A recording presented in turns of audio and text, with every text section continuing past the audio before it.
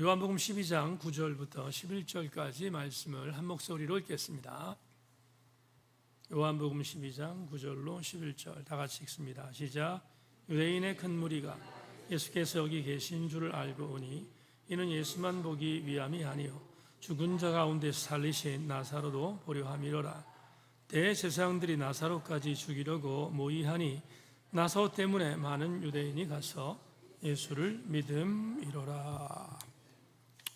아멘. 말씀 봉독 끝났습니다. 다 같이 아멘. 하나님은 우리의 피난처 되신 찬양하고 말씀 나누겠습니다.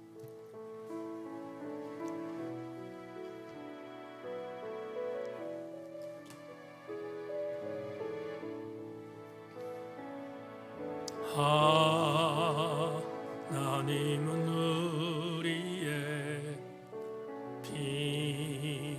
피난처가 되시며 환난 중에 우리의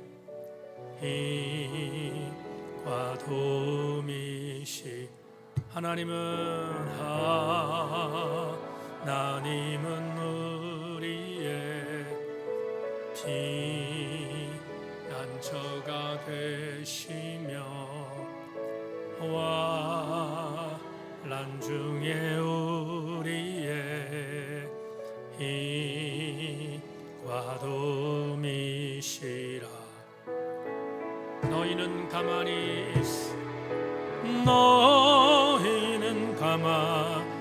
있어 주가 하나님 대말지어다. 열방과 세계 가운데 주가 높임을 받으리. 사랑합니다 아버지.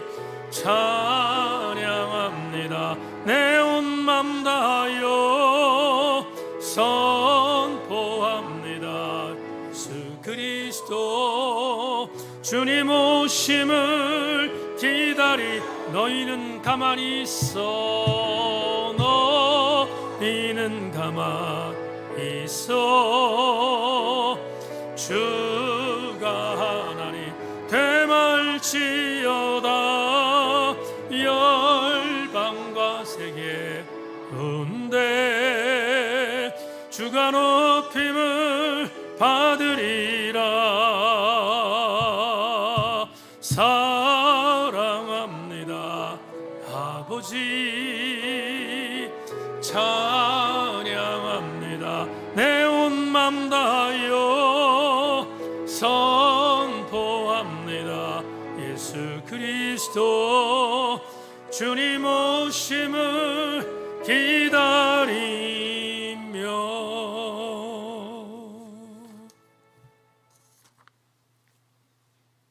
하나님이 피난처이심을 말씀 들으며 깨닫고 그 피난처에 피난할 수 있고 숨을 수 있으며 안식할 수 있도록 인도해 주시기를 소망합니다.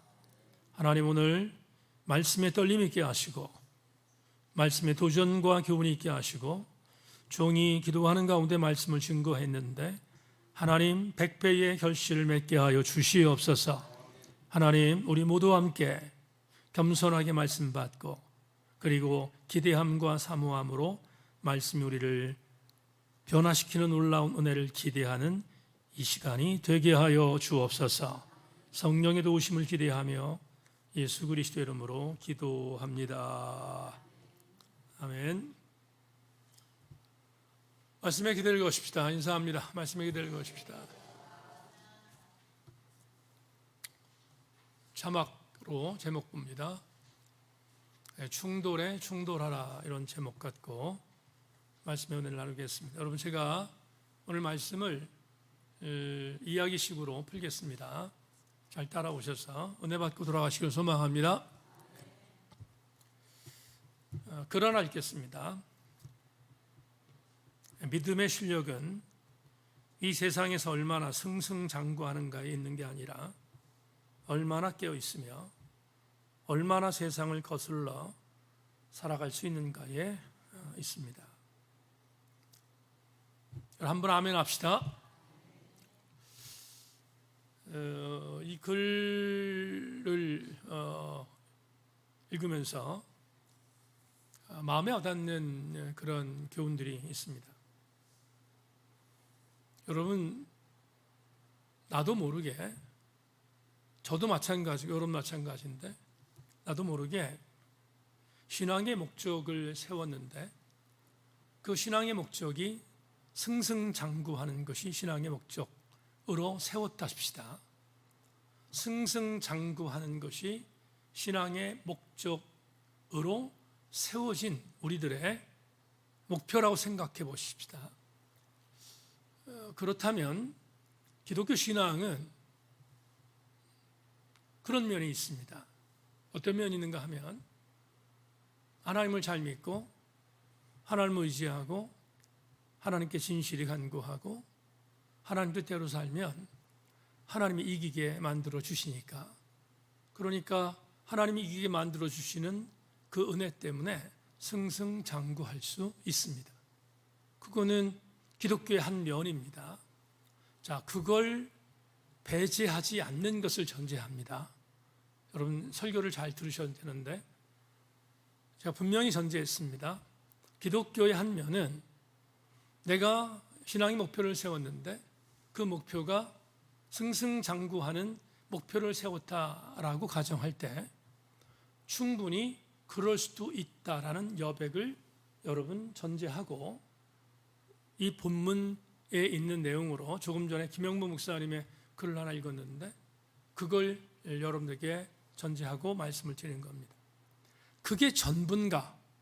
승승장구하는 게 우리들의 신앙의 전부인가를 묻는다면 그건 아닙니다. 그건 그렇지 않습니다. 무슨 말인가 하면, 여러분, 우리가 믿음의 실력을 가졌다고 말할 때 그 믿음의 실력은 내가 승승장구하는 것이 믿음의 실력이라고 생각하면 큰 오산입니다. 그건 착각입니다. 왜냐하면 그렇지 않을 수도 있기 때문입니다. 그러면 그렇지 않은, 승승장구하지 않는 사람들은 신앙생활을 잘못하는가? 그건 정말로 큰 착각입니다. 그렇지 않습니다. 여러분, 우리는 많이 경험하는데 내가 신앙생활을 잘하고 있습니다. 내가 신앙생활 정말 신실하게 하고 있고요. 내가 신앙생활에 있어서 올곧게 정말 전진하고 있고요. 등등등 여러 가지를 합니다. 그럼에도 불구하고 이상하게 내 신앙의 여정이 승리하지 못하는 경우들을 우리는 허다하게 봅니다. 그러면 그들은 실패한 인간인가? 그들은 뭔가 잘못된 신앙생활을 하는 것인가? 라고 질문할 때 그렇지 않다는 것을 분명히 못 받겠습니다. 여러분, 신앙생활 잘해도 승승장구하지 않을 수 있다는 사실을 우리는 인식해야 합니다. 하나님은 그 안에서 또 다른 것들을 계획하는 것이지, 우리가 승승장구하지 않는다고 해서 내가 신앙생활에 실력이 없는 건가? 라고 착각하는 것은 굉장히 위험한 일이 아닐 수 없습니다. 그걸 역으로 말합시다. 어떻게 역으로 말하냐면, 내가 신앙생활을 하고 있는데 하는 일마다 잘 됩니다. 하는 일마다 세상 말로 잭팟을 터뜨립니다. 하는 일마다 정말 엄청난 수지를 맞는 일들을 행합니다. 그래서 하나님 살아계시는구나, 하나님 나를 이렇게 돕는구나 라고 생각하는 경우들이 있습니다. 그런데 그건 믿음의 실력이라고 말할 수 없습니다. 그건 믿음의 실력이 아닙니다. 좀 전에 말씀을 드렸지만 믿음의 실력은 내가 패배해도, 내가 실패해도 하나님이 나를 돕고 있다는 것을 믿는 게 믿음의 실력이지, 오히려 승승장구할 때, 제가 여러 차례 설교했지만 잘 나갈 때 긴장하라는 의미는 우리에게 대단히 중요한 교훈을 주고 있습니다. 그러면 오늘 설교의 제목을 제가 왜 이렇게 정했는가? 충돌에 충돌하라, 이렇게 정했는가? 이유가 있습니다. 이게 본문을 함께 나누겠지만, 여러분, 세속적인 차원에서 나에게 잘 되는 일이 벌어집니다. 제가 전제했습니다. 세속적인 차원에서 나에게 잘 되는 일이 벌어집니다. 근데 정말 조심할 것은 내가 하나님 뜻대로 별로 잘 살지 않았는데 잘 됩니다. 그건 충돌입니다. 무슨 충돌이냐면 긴장하라는 충돌이거든요. 그 충돌에 대한 부분들을 충돌하지 않으면 우리는 정말 위험한 순간을 맞이할 수 있다는 것을 오늘 본문을 통해서 함께 생각해 볼까 합니다. 자, 오늘 본문으로 여러분을 초대하겠습니다. 불과 3절밖에 안 되는 이 본문 안에서 참 중요한 교훈을 얻을 수 있습니다. 자, 이야기식으로 한번 풀겠습니다. 예수께서 베다니에 살고 있던 친구로 인정했던 나사로를 살렸습니다. 그러자 굉장히 많은 세속적 인기가 예수님을 휘감았습니다. 주님은 관심 없었습니다. 그리고 세속적 인기가 올라가자 경계했던 인물도 생겼는데 산헤드린 공의의 유대 종교 지도자들이었습니다. 예수님은 그걸 알고 아직은 공생애의 구속사의 완성 시기였던 고난주간이 임하기 전이었기 때문에 에브라임 쪽으로 피신했음을 우리는 이미 나누었습니다. 거기서 잠시 은둔하시던 주님이 6월절 엿새 전에 에브라임을 떠나서 다시 예루살렘으로 올라왔음을 우리는 지난주에 함께 나눴습니다. 뭐에서 나누었죠? 마리아의 집, 마르다의 집에 들어오셔서 마리아가 향유를 부었던 사건이 바로 6월절 엿새 전이었기 때문에 예수께서 6월절 엿새 전에 예루살렘에 올라오셨다는 것을 우리는 이미 지난주에 공부했습니다. 그런데 예수께서 은둔하시다가 지금 모두가 궁금하고 있는데 심지어 예수의 적대적인 세력들도 예수가 반드시 예루살렘에 올 것을 6월절 절기를 지키기 위해서 올라올 것을 믿고 있었기 때문에 호신탐탐 누리고 있던 어간 예수께서 드디어 베다니에 오셨다는 얘기를 들은 겁니다. 여러분, 예수님이 베다니에 오셨다는 소문은 삽시간에 퍼졌습니다. 왜냐하면 예수님은 적대자들에게는 요주 인물이었고, 또 하나 예수님은 지금 당대에 최고의 인기를 구가하고 있었던 사람이었기 때문에 소문이 삽시간에 퍼진 것. 예수라는 그 사람, 베다니에서 나사로를 살렸던 그 사람이 그 베다니의 나사로의 집에 왔대라는 소문은 삽시간에 퍼졌습니다. 어디에 증거가 있는가? 오늘 본문 시작에서 증거가 있습니다. 본문 보죠. 본문을 보면 본문 다시 한번 3절밖에 안 되니까 읽어보겠습니다. 제가 읽겠습니다. 여러분 따라오십시오. 유대인의 큰 무리가 예수께서 여기 계신 것을 알고 오니 이는 예수만 보기 위함이 아니요 죽은 자 가운데서 살리신 나사로도 보려 함이로라. 대제사장들이 나사로까지 죽이려고 모의하니 나사로 때문에 많은 유대인이 가서 예수를 믿음이로라. 자, 주목. 이야기로 말하겠습니다. 예수께서 베다니에 나사로의 집에 오셨다라는 소문이 들렸습니다. 그러자 오늘 9절 전반절에서 뭐라고 얘기하고 있는가 하면 유대인의 큰 무리가 베다니의 나사로의 집으로 몰려왔다 이렇게 말하죠. 여러분 확인하셨어요? 유대인의 큰 무리가 지금 예수께 왔다 이렇게 표현하고 있습니다. 그러면 유대인의 큰 무리는 과연 누구일까? 누가 유대인의 큰 무리일까? 오늘 주석을 찾아보니까 학자들이 약 3종류로 해석을 합니다. 3종류. 여러분 이 3종류를 여러분 잘 들으셔야 오늘 설교의 후반절이 이해가 되니까 잘 따라오시기를 바랍니다.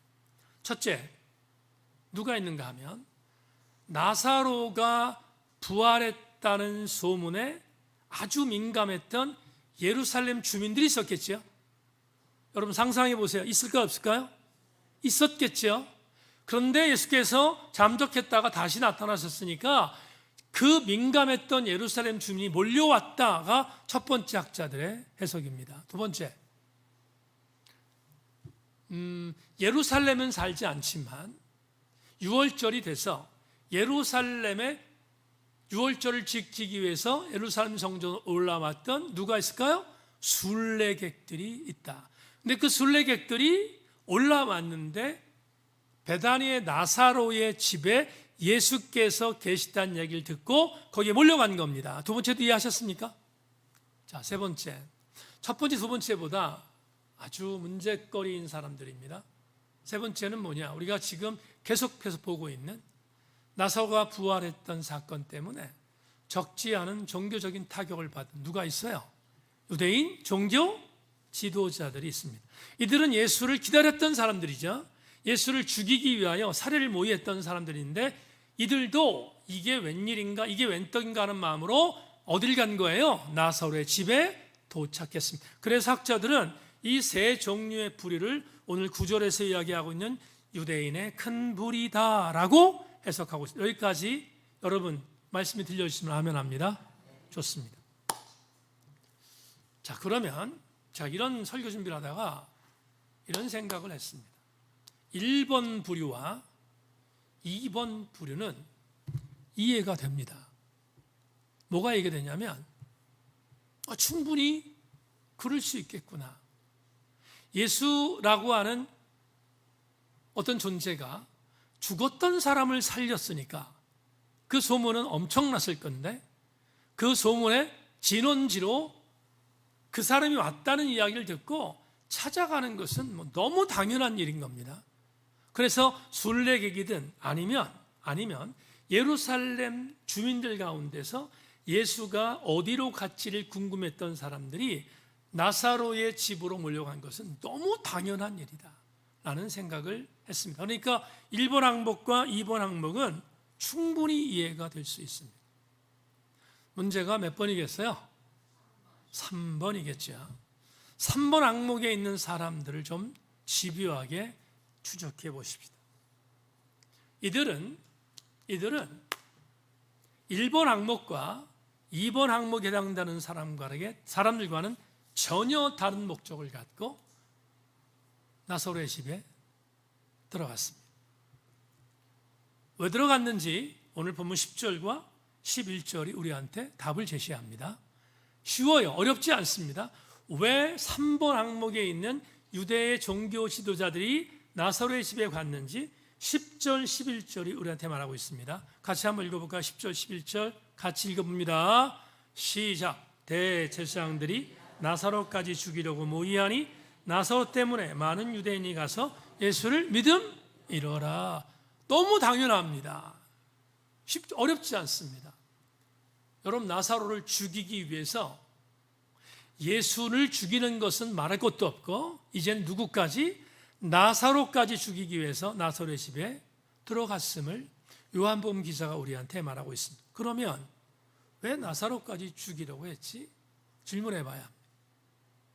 왜 나사로?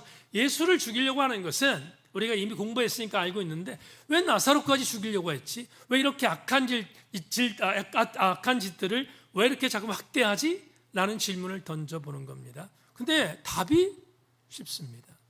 오늘 11절이 그걸 얘기하고 있는데 지금 예수께서 죽었던 나사로를 다시 살렸습니다. 여기 다시 살아난 당사자는 누구? 나사로입니다. 나사로는 지금 살아있습니까? 죽어 있습니까?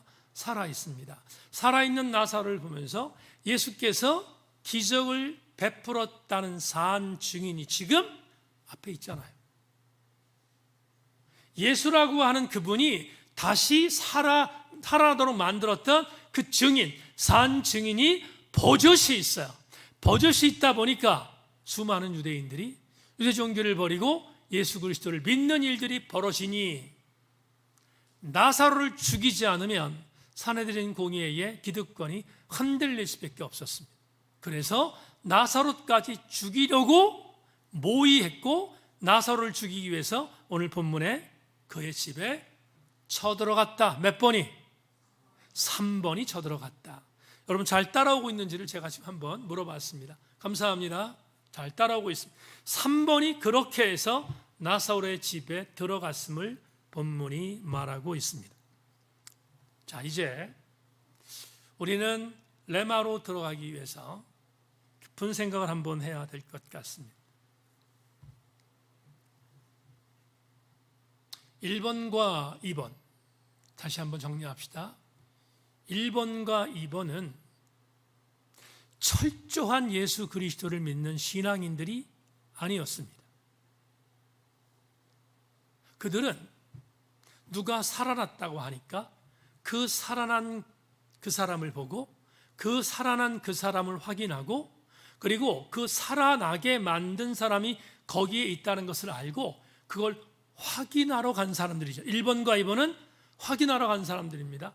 오늘도 이런 사람들이 너무 많습니다. 어떻게 많습니까? 여러분, 지금 우리 제천, 제가 기독교 연합회 활동을 안 하기 때문에 제천에 있는 교회들이 어떤 활동을 하고 있는지 잘 모릅니다. 그런데 이미 제게 학습되어 있던 여러 가지 일들 가운데서 이런 일 정말 많이 보거든요. 제천 지역에도 굉장히 많았습니다. 뭐가 많았는가? 누군가 병자가 일어나게 만들었다는 소문이 들리면 그 교회로 찾아가는 일들이 너무 많았습니다. 일반적으로 템퍼테이션이라고 하는 그런 신비주의 운동, 또 심지어 요즘 저에게도 기도 제목 중에 하나인데, 여러분, 신사도 운동을 하는 그런 교회의 어떤 그런 운동들, 신사도 운동 그리고 템프테이션을 하는 그런 어떤 운동들, 이런 극단적인 신비주의 운동을 하던 사람들, 그들의 교회에 사람들이 한동안 몰렸습니다. 쓰러뜨리고 병났다고 소문났고 쓰러뜨렸습니다. 그래서 많은 사람들이 모였는데 그건 이해가 돼요. 왜? 확인하고 싶어서 가는 거예요. 충분히 그게 전부가 아님에도 불구하고, 그게 정말로 올바른 것이 아님에도 불구하고 거기를 가는 것은 그럴 수 있다. 저는 10분 이해합니다. 여러분, 보는 신앙이 얼마나 중요합니까? 그러니까 거기를 가는 것을 저는 충분히 이해할 수 있다 하는 겁니다. 그렇지만 다시 설교에서 들어갑니다. 그렇지만 그건 믿음의 실력이 아닙니다. 그건 절대로 믿음의 실력이 아니에요. 그런데 이것보다 아주 질 나쁜 사람들이 있습니다. 몇 번? 3번입니다. 3번은 질이 나쁜 사람들입니다. 여러분, 알고 있어요. 예수가 누군지 알아요. 심지어 우리는 이전 강의 통해서 공부했습니다. 예수가 하나님의 아들로서의 능력을 행하는 것을 그들은 모르는 게 아니에요. 다 압니다. 하나님의 아들 예수가 하나님이 보내신 하나님의 아들인 것을 그들이 나름대로 모르지 않았어요. 알았어요. 그런데 그걸 인정하는 순간 자기들의 기득권 종교가 완전히 박살나니까 인정할 수 없었고, 심지어 그를 죽이려고 했던 것이고요. 그를 통하여 은혜를 받았던 나사로까지 죽이려고 했던 일들이 오늘 본문에서 고발되고 있습니다. 그러면 레마로 들어가기 위해서 여러분에게 이런 도전을 드리고 싶습니다. 3번입니다. 제가 오늘 동그라미 3번으로 언구에 썼는데 3번이 뭐냐? 도대체 3번이 뭐냐? 어떤 신학자는 이걸 세속적 가치라고 정의합니다. 잘 따라오십시오. 세속적 가치, 그러니까 사내들인 공의회에 사람들이 추구하는 일체의 사상들을 뭐라고 말하는가? 세속적 가치라고 정의합니다. 그런데 여러분, 담임 목사는 자주 쓰는 단어로 바꿉니다. 이게 뭐죠? 세속주의입니다. 세속적 가치가 뭐냐? 세속주의입니다. 그러면 세속적 가치와 세속주의는 신앙을 갖고 있는, 제가 전제하는 신앙입니다. 어떤 신앙이냐면 정말로 신실한 신앙인들, 정말로 하나님 뜻대로 살아가는 신앙인들과는 마땅히 뭐 하는가? 충돌해야 합니다. 여러분, 세속적 가치와 세속주의와 세속적 가치가 신실한 그리스도인들과 충돌하지 않으면 둘 중에 하나가 잘못된 것입니다. 오늘 내 말을 보겠습니다. 사랑하는 여러분, 충돌하라 이렇게 말씀드렸습니다. 오늘 우리가 충돌할 게 있습니다. 뭐에 충돌해야 하는가? 우리는 세속적 가치와 세속주의와 정면으로 충돌해야 합니다. 이게 오늘의 레마입니다. 제가 설교의 마지막 부분에 이런 원고를 썼어요. 어떤 걸 썼냐면, 만에 하나 내가 세속적 가치나 세속주의와 맞닥뜨렸습니다. 여러분 신앙생활 하다 보면 그런 일 있잖아요. 세속주의와 세속적 가치와 맞닥뜨렸습니다. 그런데 충돌이 일어나지 않아. 아무런 일이 일어나지 않아. 그냥 세속적 가치와 세속주의와 만났는데 잠잠해. 아무런 일이 일어나지 않아. 그러면 저는 세속적 가치와 세속주의에게 탓하고 싶지 않습니다. 왜 그런가 하면 세속주의와 세속적 가치는 그냥 그거니까. 그런데 만약에 충돌을 하지 않는다면 충돌하지 않는 것에 비난을 받아야 할 존재는 누군가 하면 그리스도인입니다. 이걸 전제하는 겁니다. 신실한 그리스도인은 반드시 세속적 가치와 충돌해야 정상이다. 오늘 며칠이죠? 7월 29일 7월 7일 날 아침 묵상 했습니다. 매일 하니까 아침 묵상하고 성서 묵상 일지에다가 기록을 했습니다. 여러분에게 보내드렸습니다. 여러분들 다 읽었겠지만 그날 7월 7일 아침 묵상을 제가 읽겠는데, 그날 읽었던 성서 본문은 이것이었습니다. 이사야 44장 14절 15절이었습니다. 그는 자기를 위하여 백향목을 베며 디르스 나무와 상수리 나무를 취하며 숲의 나무들 가운데서 자기를 위하여 한 나무를 정하며 나무를 심고 비를 맞고 자라게도 하느니라. 이 나무는 사람이 땔감을 삼는 것이거늘 그가 그것을 가지고 자기 몸을 덮게 하기도 하고 불을 피워 떡을 굽기도 하고 신상을 만들어 경배하며 우상을 만들고 그 앞에 엎드리기도 하는구나. 제가 그날 이사야 44장 말씀을 텍스트로 정하고 이렇게 썼습니다. 제2 이사야는 우상 숭배가 무엇인지를 여지없이 폭로했다. 오늘 성서 일과가 이를 제시한다. 자기를 위하여 만든 것들, 자기 몸을 덮게 하는 것들이란 분명한 선을 긋는다. 이게 우상이다. 출애굽기 20장에 기록된 가나안에 들어가서는 하지 말아 10가지 계명 중에 눈을 크게 뜨고 보아하는 게 있다. 출애굽기 10장 4절이다. 너를 위하여 새긴 우상을 만들지 말고 또 위로 하늘에 있는 것이나 아래로 땅에 있는 것이나 땅 아래 물속에 있는 것에 어떤 형상도 만들지 말며. 주님이 엄격하게 금하신 율례는 자기를 위하여 무언가를 만들지 말라다. 우상이 무엇인가? 그렇다. 나를 위해 만든 그 무엇이 우상이다. 그게 물질이든 아니면 보이지 않는 비물질적인 것이든 예외가 없다. 신앙은 하나님을 위하여 사는 삶이다. 하나님을 위하여 사는 백성을 하나님이 돌보시는 공식이 신앙의 공식이다. 만에 하나 내가 나를 위하여 그 뭔가를 만들고 축적해서 그것이 나를 돌보고 책임질 거라고 생각하는 순간 그건 치명적인 우상이 되고 만다. 오늘 아침 곰곰이 묵상해 본다. 내가 나를 위해 만들어 놓은 게 무엇인지, 무엇이 있는지를, 그것을 사랑하지 말고 주님을 사랑하자. 마태복음 6장 33절을 새겨보는 아침이다. 그런즉 너희는 먼저 그의 나라와 그의 일을 구하라. 그리하면 이 모든 것들을 너희에게 더하시리라. 여러분 7월 7일 날 아침 묵상 들어보시니까 기억나십니까? 싹 잊어버렸습니까? 7월 7일 날 아침 묵상 이렇게 보내드렸습니다. 여러분, 저는 충돌했습니다. 그날 충돌했습니다. 뭐에 충돌했는가? 그렇지, 나를 위하여 만든 우상은 나에게 치명적인 아킬레스건인 것을 인정하고 충돌했습니다. 절대로 나를 위하여 우상을 만들지 말자고 그날 결심했습니다. 그게 충돌입니다. 충돌은 다른 게 아니에요. 세속적 가치가 나를 함몰시키고 세속적 가치가 나를 위협하고 세속적 가치가 나를 유혹해도 그것과 맞서 싸우는 것이 충돌입니다.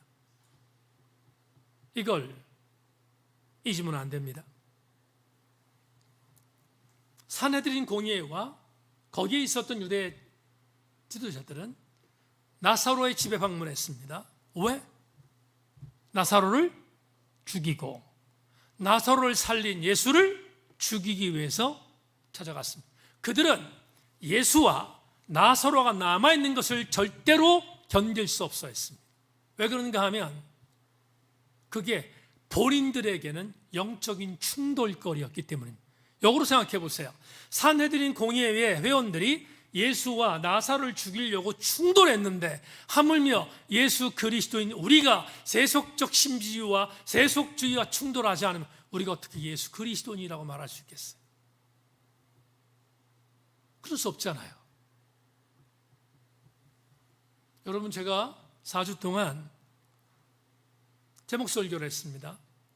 성도들 중에 상당수가 많이 좋아합니다. 위로의 설교, 격려의 설교, 그런 설교 때문에 정말들 좋아합니다. 여러분 잘 모르시죠? 저는 알아요. 왜냐하면 저에게 피드백이 오니까 너무 좋아하래요. 이런 사람도 있을 것 같아요. 영원히 제목 설교를 행하시라, 이런 사람도 있을 거예요. 그런데 정말 좋은 설교고 정말로 달콤한 설교지만 여러분 그 설교를 계속하면 여러분 죽습니다. 제 말 아멘들 안 하시는 거 보니까 계속하기를 바라는 것 같네요. 여러분 죽습니다. 왜?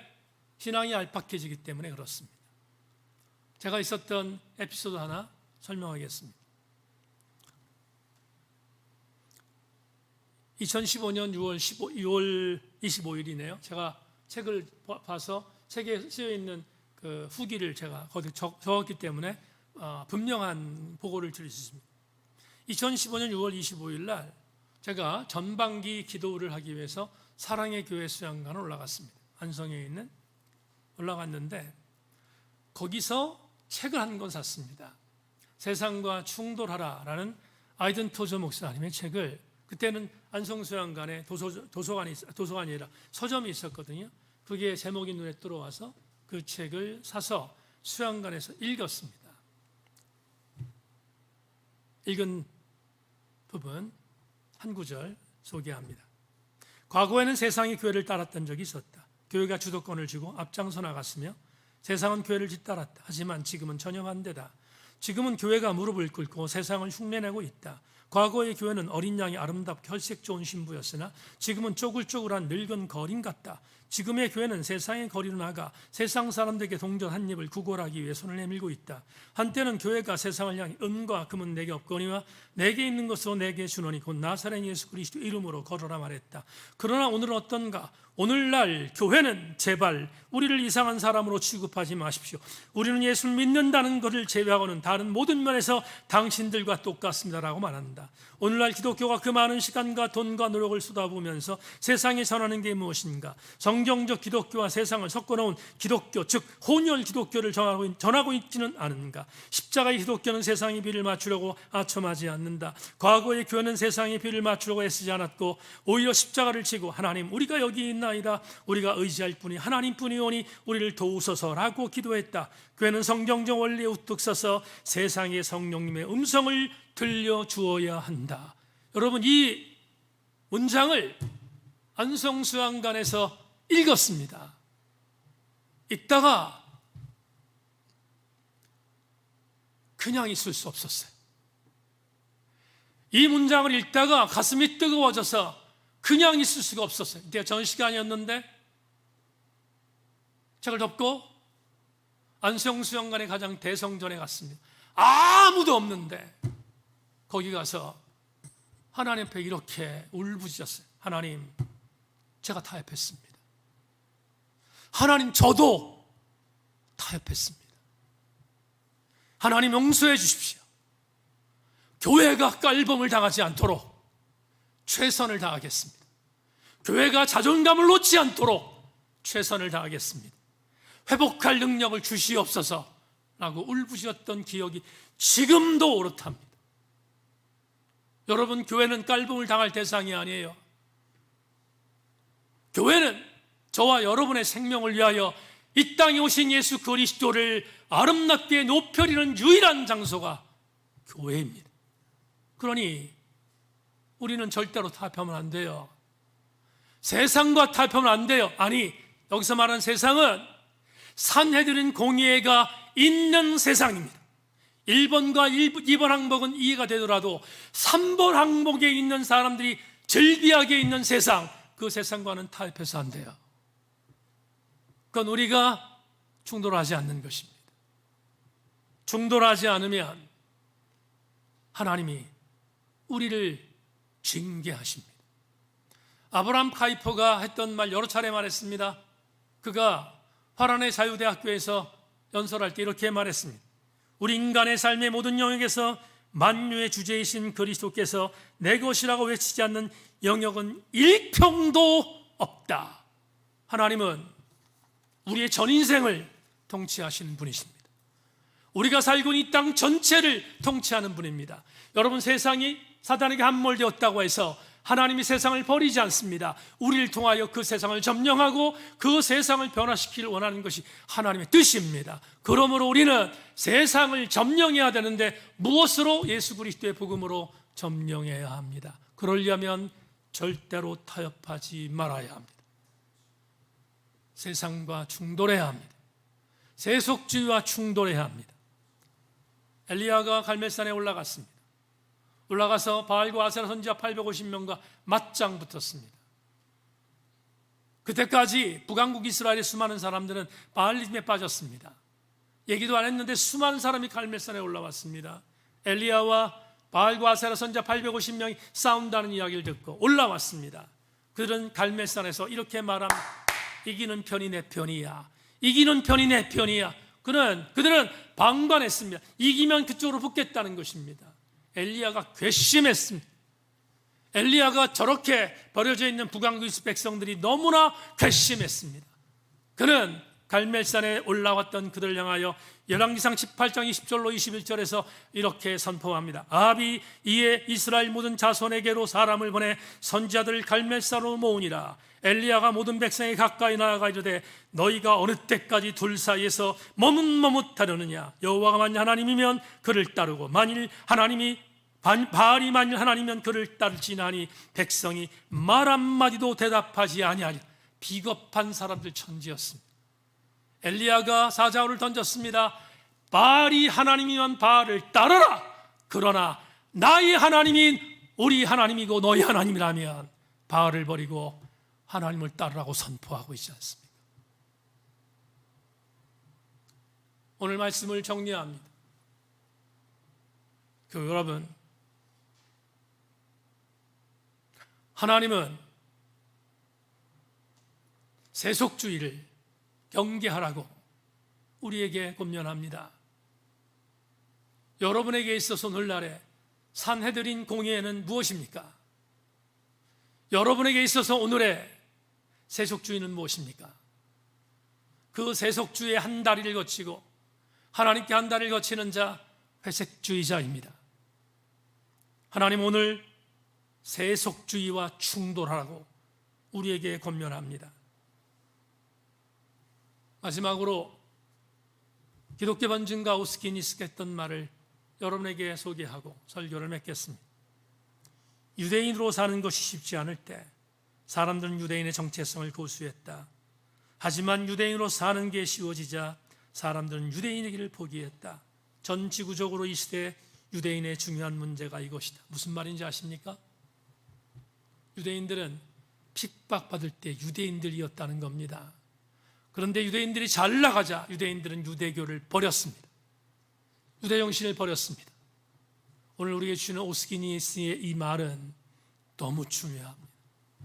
사랑하는 교회 여러분, 핍박이 옵니까? 힘든 일이 있습니까? 고통이 있습니까? 그때가 여러분이 그리스도인이라는 것을 증언할 수 있는 최적의 시간입니다. 반대로 잘 나가는데 내가 멋대로 살아도 범사 형통하는데 그때 여러분들은 그리스도인이 아닐 가능성이 농후합니다. 오늘 수요 정예배 나오신 여러분, 명심하십시오. 세속주의와 충돌하십시오. 그게 바로 제천세인교회 성도들답게 살아가는 아름다운 통로인 것을 명심하고 오늘 저녁 요한복음 92번째 강해의 말씀에 아멘하고 잘 달려가는 저와 여러분 모두가 되기를 주님의 이름으로 소망합니다.